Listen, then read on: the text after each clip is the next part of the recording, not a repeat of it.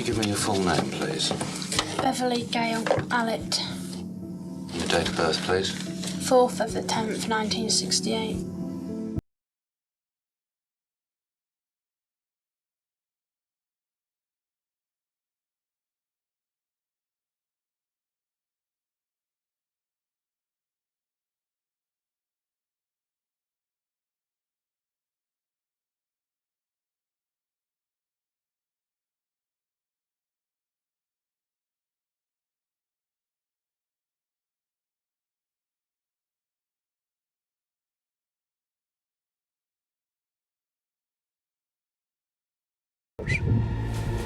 But we're just supposed to accept that. You accept what you want. You tell me what I'm I don't doing to know. my children. I'm sticking to my story. I did not do it.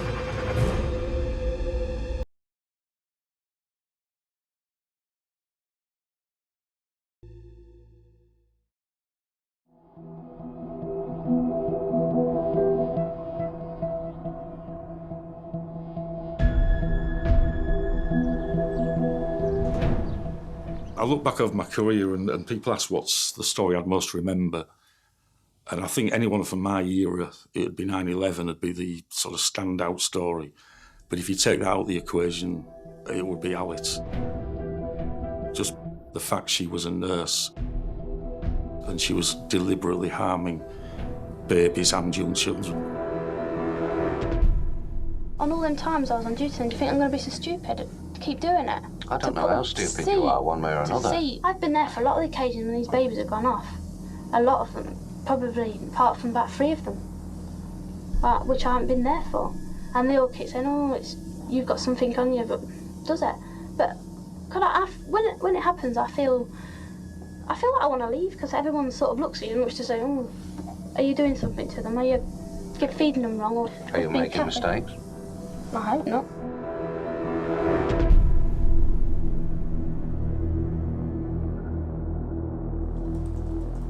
I'm Phil Booth. I'm a journalist who at the time was working at the Lincolnshire Echo.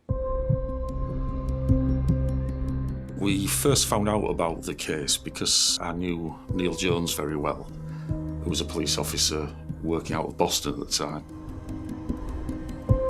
I knew how serious it was because Neil and his brother Paul are both sort of larger than life and very jocular characters, extremely experienced and very, very good police officers.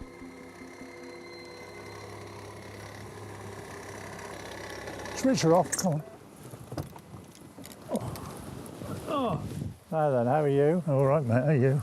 Yeah. Have you had a look at the land? Yeah. Did you bring any bait? I brought some port. Oh, well, that's all right. Have you fished here before? Me? Yeah. Well, about 30 years ago. They'd dealt with everything. They'd seen people from all walks of life.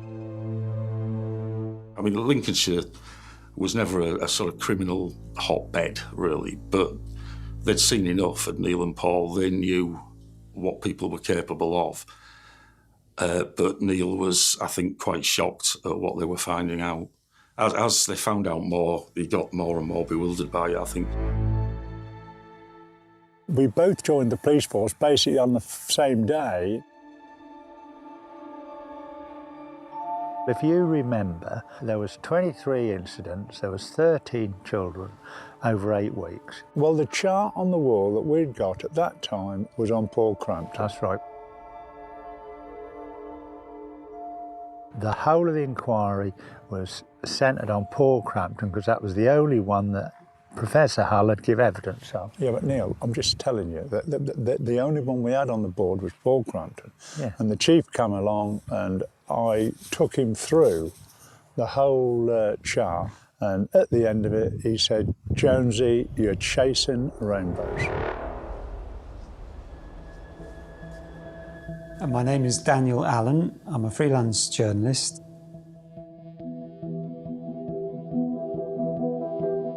I was formerly a mental health nurse a very, very long time ago, which is how I got a job at Nursing Standard way back in 1990. I was very much a rookie, yeah. You know, we were not breaking stories like this. We were kind of picking up on them once they'd been reported in the newspapers. As soon as reports began to emerge that a nurse had been arrested and was being investigated for these crimes, you know, that's when there became a kind of growing consciousness among all the journalists who I worked with that, oh my God, this is a nurse who allegedly has been committing these crimes.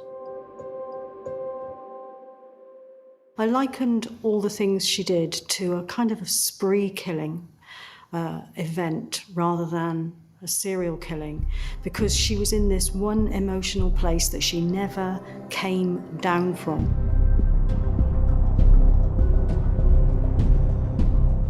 She absolutely knew the game was up. She wasn't a stupid person. She knew the game was up. And sometimes with people like that, they want to go out in a blaze of glory. They want everything to carry on and to keep getting that attention. And that whatever was motivating her in the hospital had not gone away.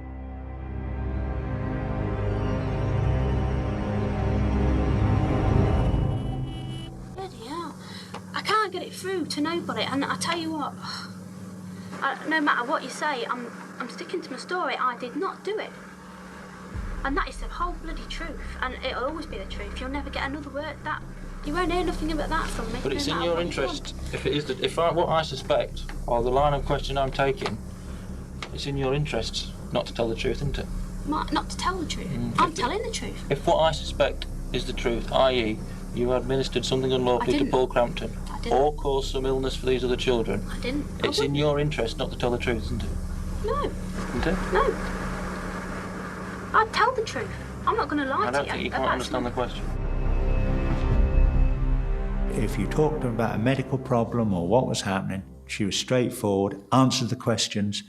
She didn't even hesitate. She had an answer, and she remembered most of the children most of the time, the individual incidents. But as soon as she got into accusing her of something, she was then much more defensive.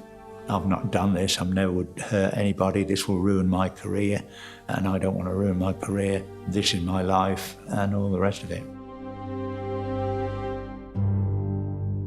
Do you know what causes hypoglycemia? Diabetes. Well, apart from that. No, I don't. I'm not very well up on the diabetic stuff anyway. No. All I know that if it was given insulin, that would make his sugar go down. If it was given insulin, is that what she said? So she's referring to the child as it. Wow. Yeah, callous, wasn't it? Incredibly callous. There's no language in there that's even remotely soft or caring. We think about nurses as being kind and considerate. When I first heard her use it in reference to a child, I put that down to what we call psychological distancing. Something can be so difficult for us that we use it rather than he or she or her, just so that we've got that distance between ourselves and whatever it is that we're referring to. I've never heard a patient referred to as it before. It's clearly a shocking thing to say and a shocking way for a nurse to perceive her patients. And you accept that you're in custody, amongst other things, for the suspected attempt murder. You accept that now? I accept that, yeah. Which is a very serious allegation. I'm aware. You're aware. And obviously these questions might be quite pointed and they might be quite direct, and I appreciate you're under some pressure. So if it takes you a long time to think about it, then fair enough. It doesn't matter how long you give me to think about it. I won't be able to tell you the exact time. I could go away for a year and come back and say, I'm still no wiser. I could go home and think about it and I still won't be no wiser. What's good at thinking? She's sitting in that interview, being interviewed about potential murders. And she is completely contained and controlled and calm, and she does not seem to be fazed by any of it. She takes control where she can, and it's like she knows more than the police do.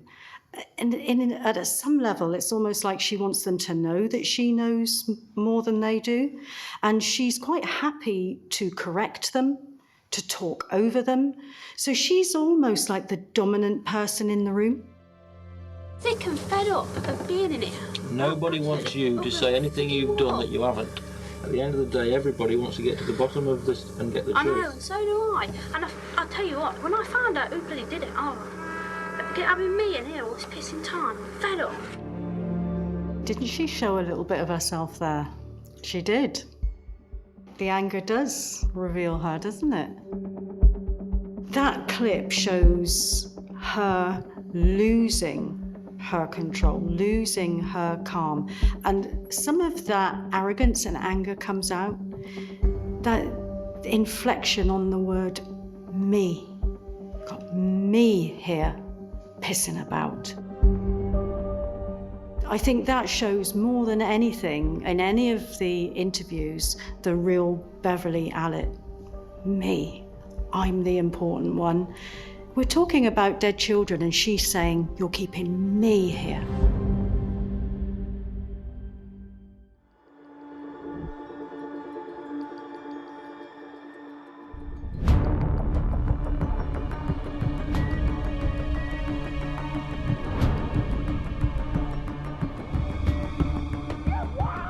Once Beverly was arrested, she was then put on bail. There was obviously pressure to keep the inquiry tight, but the only real evidence we had was on Paul Crampton. My brother Paul would be given the task of tie and trace, interview, eliminate, and I should look at the medical files and try and find evidence for each and every one of the children. And Beverly went to live at Peterborough with another nurse who was her friend and her parents. You would think that somebody who's been bailed, suspected of a very serious offence, would keep their head down, would not want to get into any more trouble. But that suggests that Beverly Allitt thinks like the rest of us, when she absolutely doesn't. Strange things were happening there. There was a fire in the toilet. Mattresses were cut. The dog ended up being poisoned and laying on the lawn, frothing at the mouth. The grandson was given hypoglycemic tablets, collapsed on a shopping trip. And eventually the mother of her friend came to us, and so we then interviewed her and got more information about Beverly's activities. So your first arrest, Bev, which was on the 21st of May, we understand that because of pressures from the press that you went to live in Peterborough, is that correct? Yeah. OK, whilst you were there, a number of strange happenings occurred, and we'd like to ask you some questions about them. OK. In particular, I'd like to ask you about an incident that occurred on the 4th of August. I'd just like to say that I've been interviewed at great length many, many times, and I'm very sorry to say, but my solicitors and legal advisors advised me to say nothing whatsoever.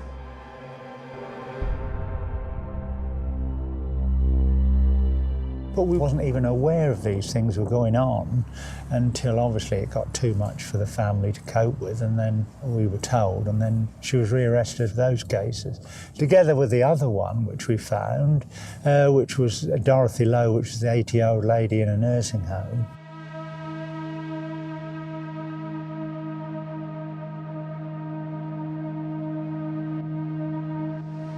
I wish to talk to you today about Dorothy Lowe. She was an elderly resident at Lancaster House Nursing Home, Waltham-on-the-Wold, and I'm arresting you on suspicion of the attempted murder of Dorothy Lowe. This was during the night of the 26th of April, 1991. I understand that you were a bank nurse employed by the British Nursing Association, and that worked a night shift at Lancaster House on the 26th of April, 1991. No reply. Dorothy Lowe is an elderly lady, and she's a diabetic. Do you recall her? No reply. Her condition has been diagnosed as a severe hypoglycemic attack. Why should she have had this attack? No reply. Do you know anything about the cause of this attack? No reply. Beverly was moonlighting at the local nursing home, and she was seen at 3 o'clock in the morning with a syringe in her hand by a cleaner. And she'd injected Dorothy, and then Dorothy ended up in Grantham Hospital. She only survived because she was given glucose to offset the injection of insulin. Did you give Dorothy Lowe any medicine during that night shift of the 26th of April 1991? Was it your intention to kill her? No reply. Dorothy Lowe, the only one where she was actually seen, if you like, with a smoking gun. When at 3 o'clock in the morning she got a syringe in her hand and she was seen by the cleaner. And she was found not guilty of that offence. I remember she was found not guilty. She was also found not guilty of the That's right. So these were the ones outside the hospital environment, weren't it?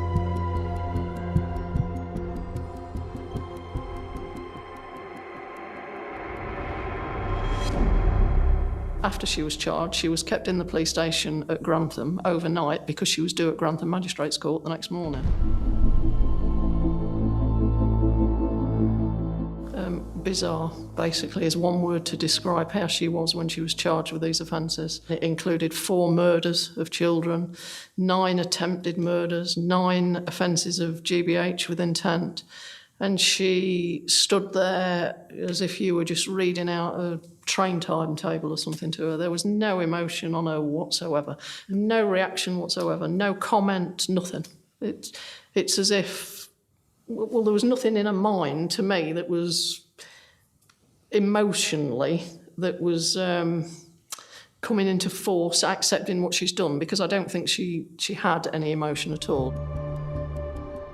With all these facts we've put to you, surely you've got something to say about those children.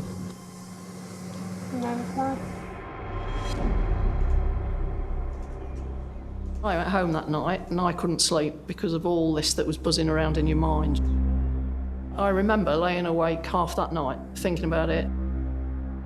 I go to the police station early the next morning and the station sergeant sees me and says, well, yeah, can you go and fetch her and bring her up? I go to the cell door, look in. She's laid out on the bed, which is just a thin mattress, and she's asleep. And I had to knock on the door to wake her up. And I said, you were asleep? Have you just fallen asleep? And they're like, oh, no, I've had a good night's sleep. I was amazed at what her reaction was like. She was more than happy to get into the police van. We got into the police van. She was driven to court, me at the side of her.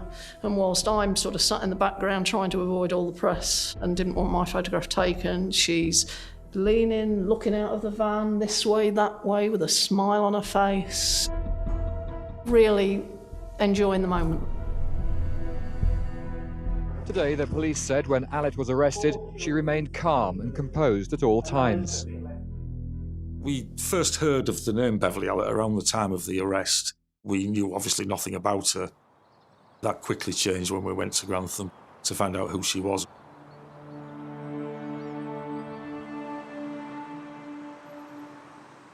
We found out a lot of people had concerns about her going back to when she was very young.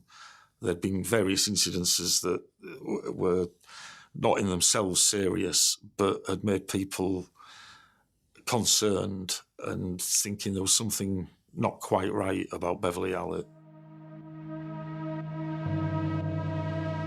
And as this inquiry goes on, you know, the opinion that myself and some of the colleagues have reached is that there's one person who's got reason to tell lies, and it's yourself. Hence, you're here in custody being interviewed. I know. I agree with that, but I tell you what, I'm not... What, you agree you've got reason to tell lies? I don't agree. I agree with what your point is, but I just can't get it through to nobody. I am not bloody lying. I wouldn't do it. I'm Dr. Heidi Hales. I'm an adolescent forensic psychiatrist. I think it's complicated for Beverly. If you seek a caring role, she's put herself in a position to care for the vulnerable, which then enables her to do what she did. So one could argue that maybe that meant that she found herself a position in order to be able to look after vulnerable people and take advantage of them. But you were, Bev, weren't you? That's I the was thing. there, yeah. You was there when another And child had a bloody problem. I just wish I wanted a nurse, you know. Well, it's your whole life, isn't it? Yeah, I know. What I wanted to do and what I've got and my hopes for the future, that's all that's making me bloody go on. I'd have committed bloody suicide, I'm sure. Having this put to me.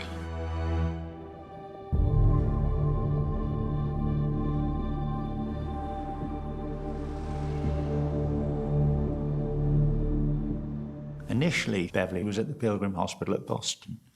But because of her sickness record, and she actually had 40 days sick in 1 year, and she did all sorts of strange things to herself, that she missed out on her sick children nursing.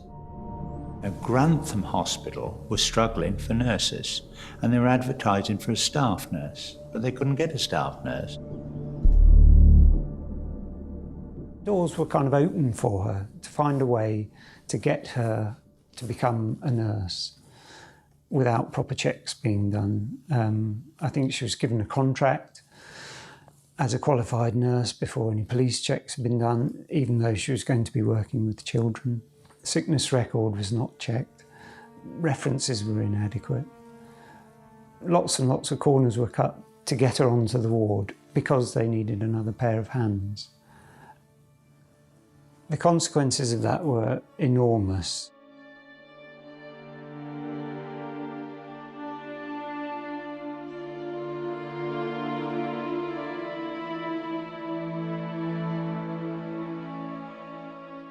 She started about the December and she was arrested in the May.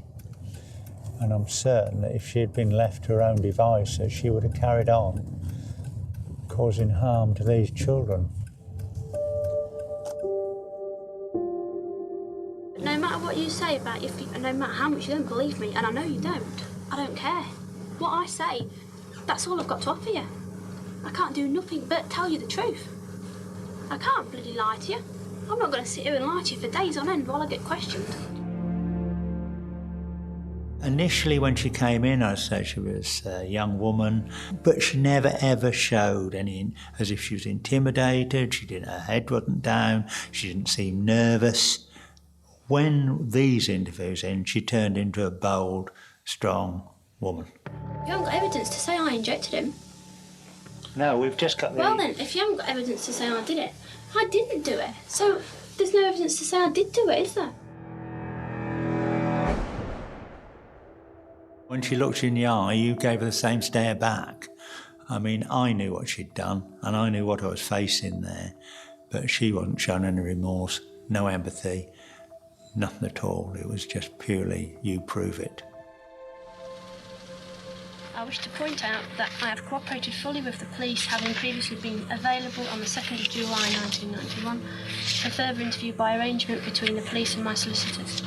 I have been under great pressure because of the vast amount of media attention on me, and in this case I do not therefore wish to answer any more questions.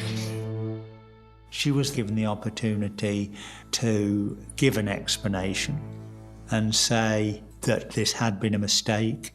She had been under great pressure. She had done these things, but not deliberately. You finished your training, you failed 2 interviews, and you're effectively unemployed. You're smiling. Is it funny?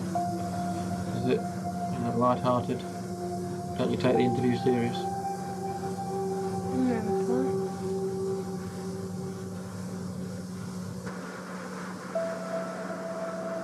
I don't think it's funny. I'm sure there's parents don't. Parents who are prepared to offer you the responsibility to be godmother to their children. Parents of children you murdered.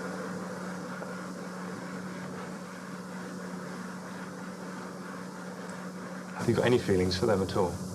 No reply. Beverly Allitt likes to tell people what to think. She likes to centre herself. She likes to show you how clever she is. She's got this amazing recall that she likes to give too much information and take centre stage.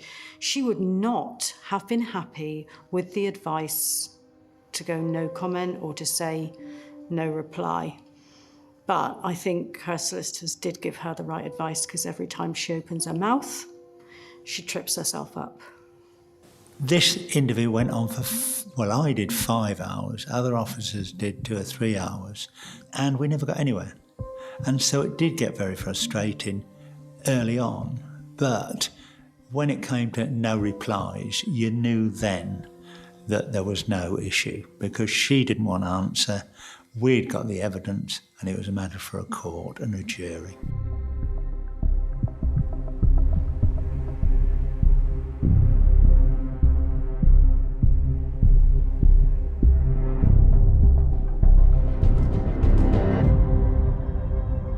In May of 1993, 2 years after the deaths of the children, Beverly Allitt went to court. It had all the ingredients of a trial that was going to attract an awful lot of attention. And that is duly what happened. She wants her day in court. I mean, wow, a court is like a circus for a psychopath. Most of the time, people like Beverly Allitt want to conduct their own defence. I don't think she didn't want to go down quietly. She wanted to go down in a blaze of glory.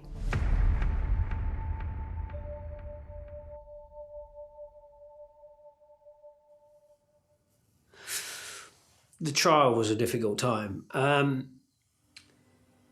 an emotional perspective more than anything else.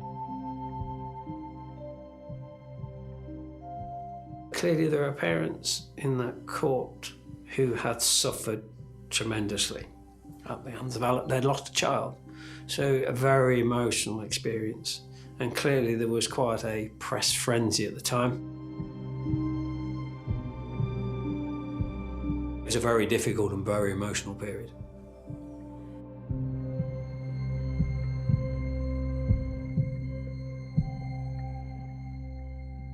My name's Stanley Burnton. I was a High Court judge and then a Court of Appeal judge. These were the most terrible crimes, virtually the most terrible crimes imaginable. Worse crimes by a medical profession could not be imagined. The impact of these crimes was just enormous. The things I remember about Allitt during the trial, she'd clearly lost a lot of weight. I don't remember her showing any signs of emotion whatsoever, a bit distant, a bit distracted. Someone there with showing no facial expressions, as I recall, at all. Unbelievable. We could not believe what she's being accused of, having known her all her life and the rest of the family. The trial did expose her crimes in detail. The evidence of her crimes was public. So far as the mental element, why she committed them, how it came to be that a nurse could commit such crimes, I don't believe that was fully exposed at trial. You have got a problem, or...? I tell you what, I'll see a psychiatrist if you want. If that will do it, then I'll see one. Now, what I would and I'll like... talk to them, and I'll tell you what... I'll just say, if you have got a problem, then this is the time to get it sorted out. No way. I've got too much to... I want to head for a lot. And I'm not throwing it away this far, my training. No way. Not for anybody.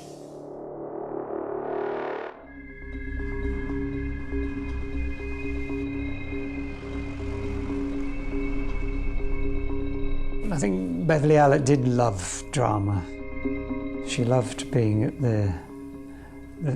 the centre of things, not necessarily the direct focus, because clearly that would have implicated her in the crimes, but being in the thick of things, so the crash team being called, activity that's generated when the crash team arrives and the attempts to save a life. You know, being interviewed by the police, all these things are really, really high drama. And, you know, maybe in that one begins to see just a little glimpse of what might have motivated her. What's the motive? Sorry? What's the motive for doing it? You are trying to establish yourself as a competent nurse. I'm not competent, far from it. No, I'm one of the bloody crappiest nurses out. At her trial, it was suggested that she was suffering from a mental illness referred to as Munchausen syndrome by proxy. And I think that the public were really keen to have an explanation for this. They needed reassuring that this couldn't happen again, and if there was another Beverly Allitt somewhere else, that she could be spotted because we know what illness she had. And I think everybody felt reassured by it having a name. But I don't think that Munchausen syndrome by proxy, for me, describes what happened at all. The evidence before the trial judge had been that she was not in any way malicious, sadistic, but just had this illness which drove her, compelled her to do the terrible things that she was convicted of. Munchausen's, now known as factitious disorder, is when you induce your own illness or do something that makes other people think that you're unwell. Factitious disorder by proxy describes a behaviour of inducing an illness in another person you're caring for. It doesn't always quite describe why you would do that. What it tells us is that somebody has induced this illness in somebody else for a reason. I can understand how Beverly Allitt's case can be linked to factitious disorder by proxy, but it's not something I've come across before. The factitious disorder by proxy is more unusual. The factitious disorder is more common, but to have them together is unusual just because they're not common. She damaged herself and brought attention to herself. And then it was transferred to these children.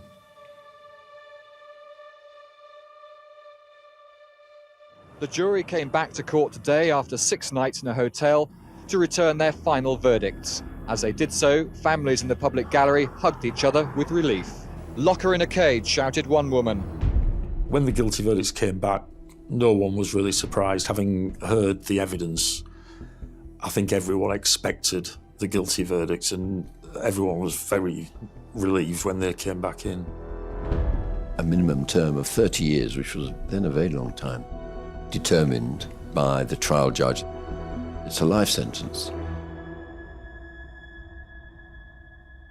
It was an enormous shock when she was eventually arrested, and even more of a shock when she was found guilty.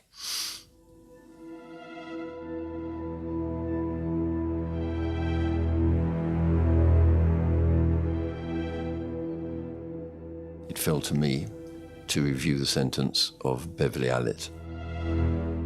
But I had new additional material about her, in particular, psychiatric reports that had not been available before.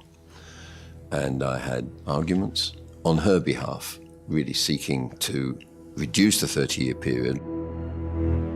The evidence before the trial judge concerning her state of mind and illness was accepted in a way which, in retrospect, it perhaps should not have been. And I did have before me quite extensive psychiatric evidence, which led me to come to a rather different conclusion. The impression one had from the evidence at trial was that she was a person who did not derive pleasure from what she was doing. Whereas the evidence before me pointed to her actually deriving pleasure from what she was doing. An extremely harmful personality. Not to say she was not mentally ill, she clearly was mentally ill. But the illness was rather a different illness from that which had been appreciated when she was originally sentenced. And that gave rise to very difficult questions so far as the sentence was concerned. Taking a life is an extreme action. Each time you do one thing, you get accustomed to it. Taking one life is a bigger action than taking several lives, because you go past the body boundary. So you've passed that boundary of thinking, is it okay or not to do that? So to do something twice, you've already okayed in your mind that it was okay to do. And if you haven't been caught, and if in fact you've had some adulation and some reward for it, or people have looked after you, then that will be reinforced in that behaviour. So you'll then stop thinking it was wrong. If you have a drive to do something, why would you wait? Just get on and do it. And then if the response is a response that feeds you, you'd do it the next day and the next day. Why would you not? Because that's, if you're seeking something, you behave in a way that gets that reward, you carry on doing it. So when you met Bev, what did you think? I visited her on probably 3 or 4 occasions. While she was in the cell, she made various complaints about members of the staff not getting this, not getting the other. But she seemed to be sort of very cold. She didn't speak. Yeah, but I think she was just malicious and sly. You've dealt with people you know are really vicious and criminals that are hard, and you wouldn't turn your back on them. Yeah. No, she was much slyer and devious than that. Yeah. Yeah. No. But she didn't come over that, but she just came over cold to you. Yeah, just came over cold and clinical. It's very, very difficult to forget Beverly Allitt and what she did. I think about her now locked away presumably for the rest of her days, and I wonder, go back to that question of why. Why did you do it? A lot of people go through things, and the vast majority of them don't become murderers and don't become serial killers. And she was so ordinary. There does seem to be an escalation in her behaviour. If it started with self-harm, minor injuries, and then went on to needing a full operation, which is a step up from minor injuries, then was a variety of harming vulnerable people and killing them. And so you can kind of see a pattern of getting a more extreme behaviour to get a response. Within her, it might be that her emotions are all over the place, and it's about her controlling the environment and getting that response back to help her feel in control and feel cared for.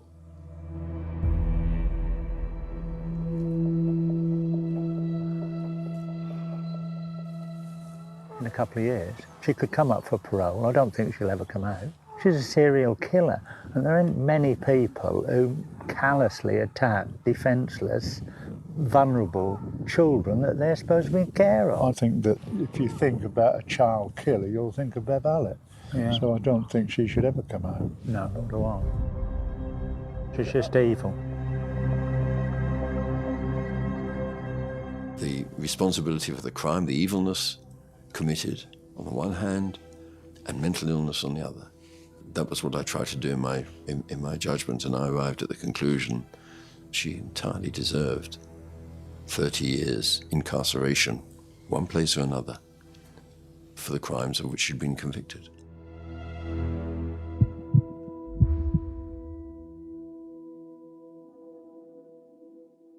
It wasn't easy because she was a very manipulative personality. Someone who did not want to be in prison, who would prefer to serve her sentence, if she was going to be detained, in hospital, where conditions no doubt would be rather more pleasant so far as she was concerned. Well, she's in Rampton, so it's a mental hospital, isn't it? But she has her own room. She does her knitting and darning or whatever she's going to do. She doesn't deserve to be there. Whether it be a medical problem or anything like that, I don't care, you know. I've said it before and I'll say it again, some people are evil. Now, after she'd been found guilty, sometime after, she admitted the offences. And one does wonder whether that decision of hers to admit them was in part influenced by her desire to be in hospital and to be recognised as mentally ill. Whereas, of course, if she were innocent of the offences, there would be no reason for her to be in hospital. One has to remember that either way, she has no freedom. What I'd rather tell you, I'd rather just say I bloody did it, even if I didn't, just to get away.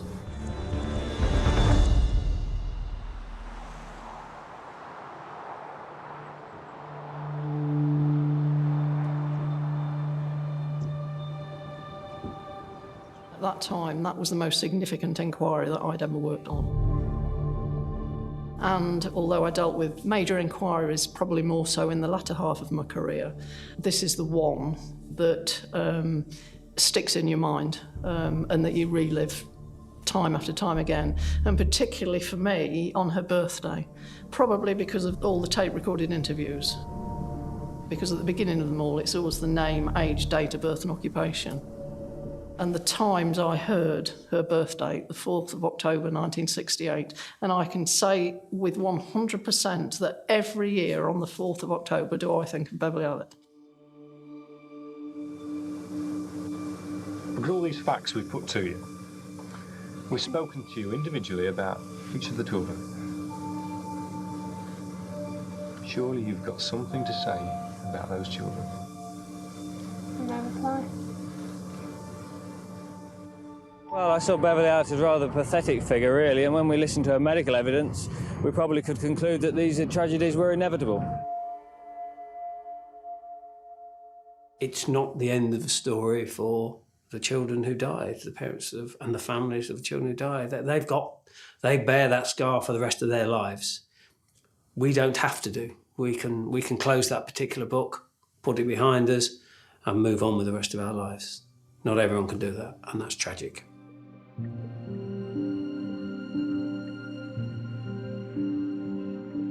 These were multiple murders and attempted murders of young children whose lives were snuffed out almost before they had begun. The offences were a terrible breach of trust on her part, and all the victims were particularly vulnerable because of their age and, of course, by reason of the fact they were in hospital under her care.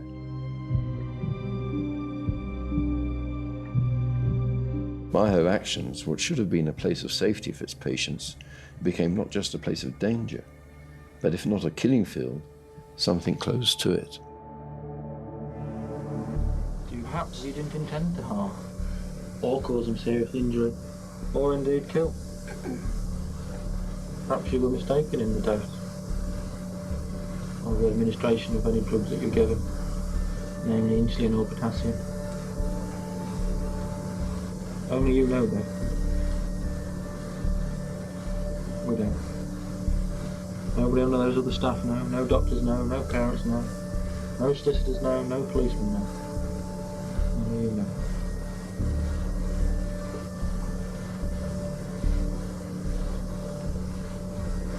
So we have to assume, in the absence of your explanation, probably all were deliberate and intentional. Attempt murder or murders. Is that what we have to do? No reply. The only person with the real answers is yourself, isn't it? No reply.